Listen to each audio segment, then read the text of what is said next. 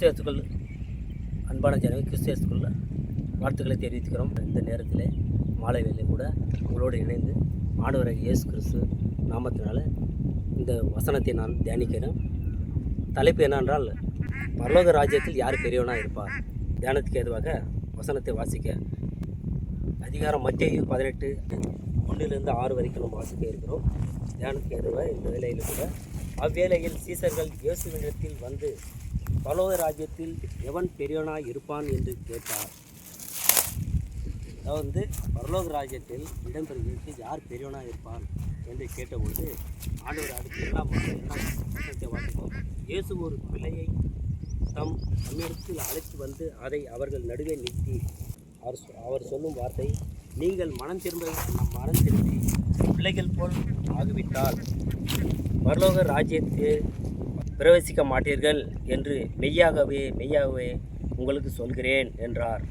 அதாவது பரலோக ராஜ்யத்தில் யார் பெரியவனாக இருப்பான் என்று நாம் விவாதிக்கும் பொழுது ஆண்டவர் இப்படி சொல்கிறார், நீங்கள் மனம் திரும்பி பிள்ளைகள் போல் ஆகவிட்டால் பரலோக ராஜ்யத்தில் நீங்கள் பிரவேசிக்க மாட்டீர்கள் என்று மெய்யாகவே ஒரு ஆண்டவர் சொல்கிறார். அதன் நடுவே பரலோக ராஜ்யத்தை நாம் அடைய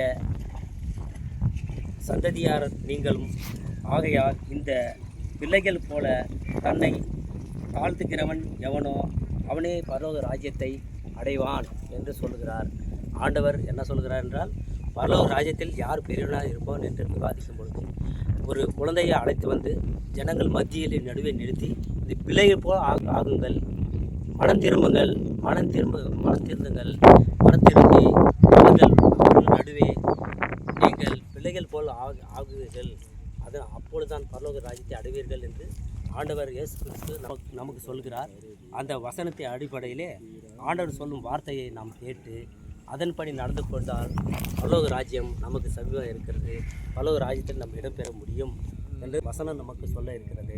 இந்த வசனத்திலே நாம் இப்பொழுது தியானித்து கொண்டிருந்த வசனத்தை அவர் செயலை போல நாமும் அவரோடு இணைந்து அவருக்கு கீழ்ப்படிந்து அவர் வார்த்தையை கைக்கொண்டு அவரோடு ஒப்பிட்டு இருக்கும்படியால் அவர் நம்மை ஆசீர்வதித்து கொடுப்பார் என்று வேதவசனம் சொல்கிறது.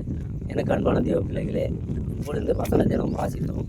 அந்த வசனத்தின் அடிப்படையில் எல்லோரும் ஜனங்கள் நடுவில் நின்ற அந்த சிறு பிள்ளைகள் போல நாமும் அந்த பிள்ளைகள் போல ஆவோம் என்றால் பரலோக ராஜ்யத்தில் நமக்கும் ஒரு இடம் உண்டு.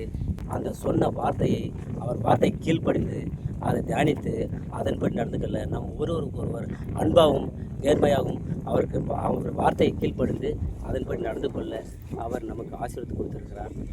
இந்த வேத வசனம் நமக்கு அதை சொல்லுகிறது, அதை காட்டுகிறது.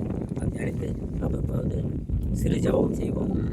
கர்த்தருக்கு ஸ்தோத்திரம். ஆண்டவரே, இந்த நேரத்தில் கூட இந்த மாலை வேளையில் கூட ஆண்டவரே, நீ கொடுத்த இந்த வார்த்தையை நாங்கள் விசுவாசிக்கிறோம். ஆண்டவரே, அப்பா பிதாவே என்று அழைக்கும் அளவுக்கு எங்களை ஆண்டவரே அழைத்து கொண்டு இருக்கிறேன். உங்கள் அழைப்பிற்கு நாங்கள் நன்றி கூறுவோம். கர்த்தாவே, உங்கள் கிறிஸ்துக்குள் அன்பின் வாழ்த்துக்களை தெரிவித்து இந்த நேரத்திலே நாங்கள் ஆண்டவரே உமக்கு கூடான கூடிய நன்றிகள் தெரிவித்து, அப்பா நீர் ஒருவரே மகா பெரியவர், நாமத்தை போற்றி தொழுது கொள்ள எங்களுக்கு நேரத்தை நாளையும் கொடுத்ததுக்கு கோடான கோடி ஸ்தோத்திரம். இந்த ஜெபத்தை கர்த்தராகிய இயேசு கிறிஸ்து நாமத்தில் கேட்டுக்கொள்ளும் நல்ல பிதாவே. ஆமேன், ஆமேன், ஆமேன்.